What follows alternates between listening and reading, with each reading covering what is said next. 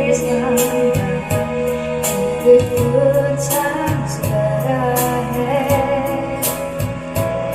Yesterday seemed rather sad, so much has changed. Napabilib nga ako dito mga boss sa packaging ng Kemiso portable speaker, no, kasi kalaan yung mga boss, box pa lang, ang ganda na ng dating niya. Tapos sa loob mga boss, secure ang item. Nakabalot siya ng styrofoam mga boss, no. Tingnan nyo naman yung ating styro dyan. Napakakapal mga boss. Yan, makasama pa tong foam para sa ating mic. Dito mga boss, pag bumili kayo, meron na siyang dalawang mic included na yan. Yung microphone niya mga boss is wireless din. Yan, no. Tingnan nyo, napakaganda ng design niya. Very aesthetic mga boss. Tsaka dalawang piraso na yan. May kasama na rin siyang sling belt. Yun. Tapos yung microphone niya mga boss, meron din siyang holder.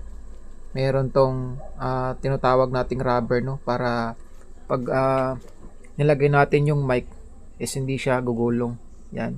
So ganyan siya mga boss, oh. Parang professional talaga, pero mura lang to mga boss, ha. Ito naman yung ating speaker, yung mismong pinaka speaker natin. Secure na secure mga boss. Tingnan nyo naman yung bubble wrap niya, ang kapal. Masisiguro mo talagang secure yung item mo mga boss kasi safe na safe yung kanyang packaging. Ayan, ito na yung ating speaker. Yan, ang Kemiso portable speaker mga boss with 2 microphone, no. Naka bluetooth yung microphone nila mga boss, nakakonect na diretso dito sa ating speaker. Tingnan nyo naman mga boss, oh. Sa halagang 2,000 plus lang, meron ka ng ganitong kagandang bluetooth speaker, no, na pwede ng pang karaoke. Yan, napaka-aesthetic ng design, napakaganda mga boss. Sobrang bilib ako dito sa Kemiso. Tingnan nyo naman yung kanyang design. Napakaganda at napaka-komportabling tingnan. So ngayon mga boss, iti-test natin na. Try natin siyang i-power on. Ayun, meron din siyang LED mga boss. Mas lalong gumandang tingnan yung ating Bluetooth speaker.